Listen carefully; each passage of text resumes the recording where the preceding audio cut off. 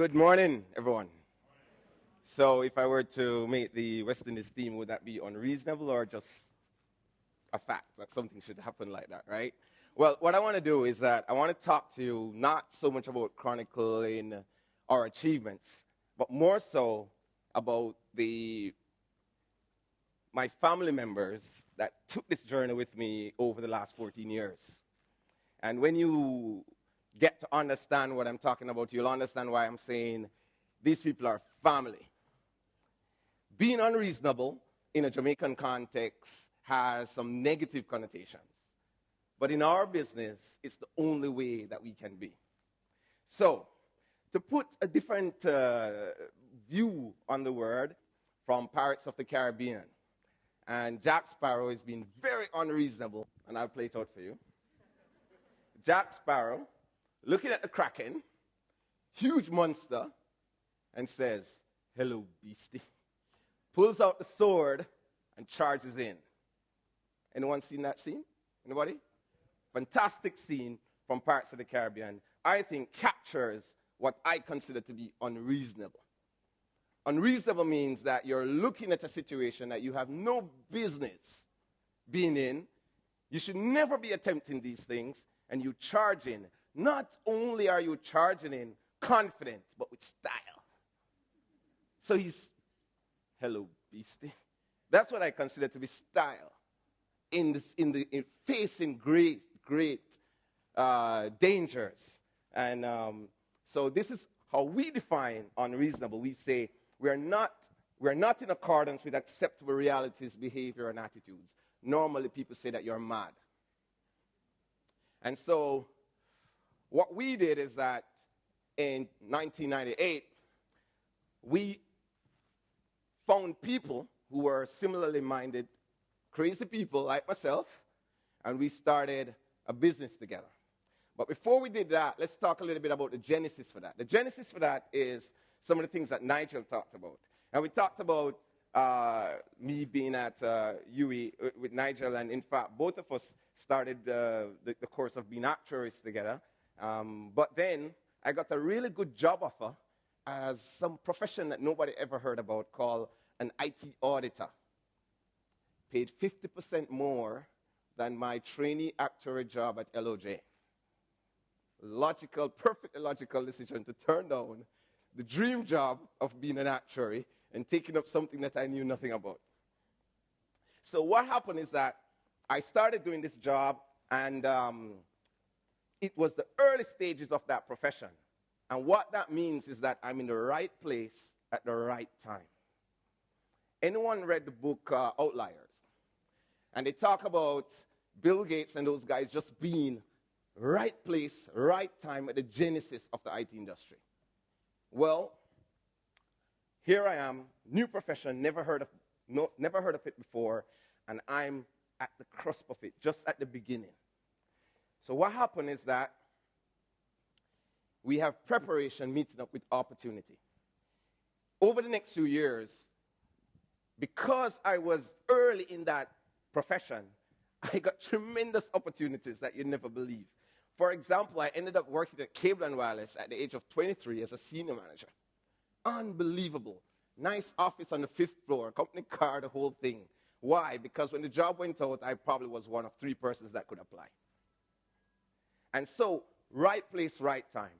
And what happened is we started becoming experts at certain technologies. And these are technologies that are able to look at tons or vast volumes of data and being able to go through it at a rapid rate and identifying anomalies and doing the interrogation and so on. And when we did that, there was a particular software that we were using, and I became an expert at it. Not just an expert in a Jamaican context, but an expert globally. That created a great opportunity. That company approached me and they said, "Andrew, you're an expert in the Caribbean. Why don't you start a business in the Caribbean and represent us in that region?" Again, perfectly logical opportunity right there. And I started doing it more informally. But after about 6 months, I made more than I would make for the entire year.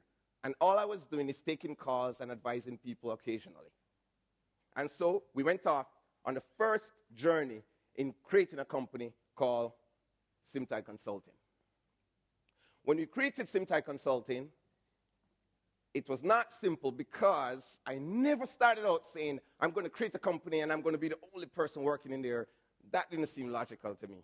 So I went to TEDxJamaica in a consulting assignment, and I saw a young gentleman, and he had on the exact same glasses that I had on, the same exact pair of shoes. And I said, if nothing else, the guy has style, right? And so I hired a young gentleman that is now managing director at Simpson, Marlon Cooper, right there. And Marlon was probably, I don't know, 22, 23 years old or something like that. And Marlon was the first person to take the step on the journey. Why is it that I had to hire someone like Marlon? None of my other friends who have been at university with me or anything would ever do something like that. Why would they do something like that? That's crazy. Why would you leave a perfectly good job to jump in bed with some startup? Nobody would do that. And so we started with the critical hires, and it was the genesis of our culture. Our culture was that we sat down every day and we talked about how rich we're going to be. So if you want motive, yes, I'm motivated by money. But there's other things that came out of the culture, because Marlon and I developed a very strange friendship in that we knew each other's families. His firstborn, I'm the godfather. My son, he's the godfather. And in fact, right through the entire company, right now we have, across both companies, probably 30 Jamaicans working. It's the exact same culture. It's the exact same thing. Almost every child born in the last 14 years to anyone in these companies, the godfather, godmother, is someone that worked in the company. And that's the culture that we started creating. But again, we were crazy. You had a nice company in Jamaica, you're making good money, and we said, we had about 20, 30 customers in the Eastern Caribbean. And we said, well, we can't service customers in the Eastern Caribbean from Jamaica, so let's create a company in Trinidad. There was no CARICOM single market or anything like that. There's no single market, but we didn't need single markets. We said we want to create a company in Trinidad, so we went to Trinidad, we got a law firm, and they created everything. So immediately, we just went off like that. Now, what we also did is that we were deliberate about hiring. We hired very specific people. Who were those specific people? If you look at anyone at any of these companies now, they're far younger than I am. Unbelievable, right? But the truth is, we needed minds that had no context. We needed people who didn't know what was reasonable, what was possible. We wanted people that if you said, there's the Kraken, pull your sword, run in, they'll say, hello, beastie. You could not do that with someone that's working at any of the established companies in Jamaica for 5 to 10 years. It wouldn't work. If you looked at an experienced software developer in Jamaica and you said, hey, join a startup, we're going to release a product in 18 months, and it's going to be in 3 languages, and it's going to be used all over the world, he'll say, you're smoking something. So what we did is that we went off, we experienced tremendous growth in those early days.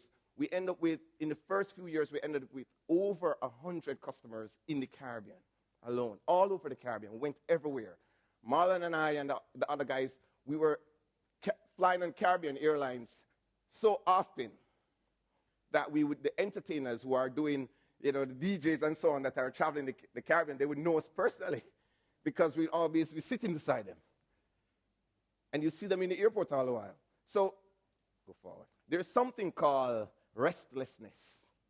And when you're an entrepreneur and things start going well, you find a way for things not to go so well. And we came up with an idea one day, and we said, we're working too hard. How can we create something that's going to allow us to earn while we sleep? Yes. Consulting is a difficult business. Every dime that you earn, you have to work for it. And we said, let's not do that.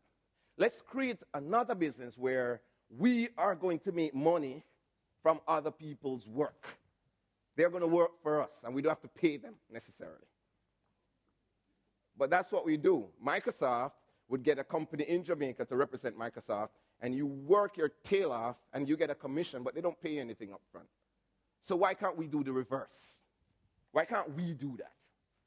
So what we did is that we said, let's create software. And I remember when we came up with the idea, Marlon looked at me and he said, I don't know. And I said, well, let's do it. I said, fine, let's do it.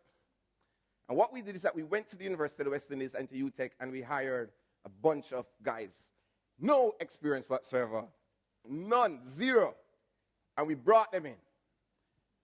And we said, we're going to build software, and we're going to distribute it all over the world. And that was kind of crazy. But what happened, too, is we realized that it really was working. We started releasing early versions of the product, and before you know it, we ended up with customers in Latin America, in Australia, in the Caribbean, all over the Caribbean. And we said, damn, this is not bad. This could work. And what happened after that was something that we never saw coming. This baby ate like crazy. Software business is expensive like hell. And what happened is that we were feeding it from the revenue of other companies. So that's why the trees start getting brown, right? And this one is growing and getting big. And it was insatiable appetite for cash. And what we had to do is that we had to go and seek investors. Now, at the time, when we were looking at investors, as Nigel will recall, it's the heyday of the Ponzi schemes. How the hell do you get any funding in Jamaica during those days? And so we picked up the phone and we started calling all over the world. And I remember having discussions, trying to have discussions with someone in Brazil, and he can't speak English, and I don't know any Portuguese, and we're there trying to figure out what to do. And then what happened is, it just walked right in on us. There's a venture capital company in Trinidad that said, I like what you guys are doing. And so we created, out of that, a company called Simpson. And we created it as a software company. Now, what happened next is everything moved very quickly after that. Very quickly. And what we did is that we ended up with this, just a great software company that we were all over the place. We created a Simpson North America, right in downtown Toronto, in the Exchange Tower.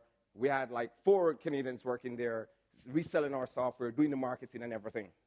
And then, other things happen. And this is where I'd just like to point out something. When you have a company that's knowledge-based, it's heavily dependent on people. And this is what happened to us in the space of 1 year. One of my software developers died. Immediately after that, another person in our family, we had another big tragedy. Then, later that year, global recession, 2008. Months later, I'm diagnosed with cancer. And that put us at the lowest point we've ever been. But as we thought it was dead, it was dying, and this was it. Gartner came, and Gartner, to elaborate a little bit, Gartner is a company that looks at technology all over the world. And if Gartner says, you don't know what you're doing, you're dead. If Gartner says, yeah, these guys are not bad, everything changed. And Gartner looked at a company here and said, these guys are within the top 10 companies in the world doing this technology. Immediately, everything changed. That's when we saw where CaseWare became interested, and CaseWare came on board and funded us, and it was just such a great opportunity. And the type of funding that is required, honestly, we got local investors. We had people like Peter Melhedo and those guys that came on board. But the fact is, a company like this, the type of funding that is required, we're not talking about 1 or 2 million. We're talking tens of millions of US dollars. It's a different game. So when they did acquisition, one of the things that we said is, we're not negotiating certain things. Everybody that's employed to Simpson is going to be employed to this company. Everybody. And we took every single staff member that was eligible for immigration, We took their entire families and we relocated them. Since then, we have more than tripled in size. The culture is the same. We're still having fun, and we're still very unreasonable about our expectations. Simtai remains here. Marlon is the managing director. He has a great team, and they're doing a fantastic job. But one of the things that I'd like to point out is, in all of this, there's one thing that we must talk about. We were very deliberate about the culture that we wanted to create. I was never in a situation where we were saying we wanted to create a culture where there's these hierarchies and structures and all that kind of thing. We were very deliberate about it. And so there are things at Simtai and at Simshore and at CaseWare that are not optional. If there's a wedding, you have to be there. If there's a funeral, you have to be there. If there's a baby being born, you have to be at the hospital. That's how it works. We support each other all the time. It's a really big family. And we have been able to transport this culture, and the same thing is happening right now, CaseWare in Canada. What I want to do very quickly before I close is to just quickly go through and show you a few snapshots that we picked up from taking tons of photographs over the last 14 years.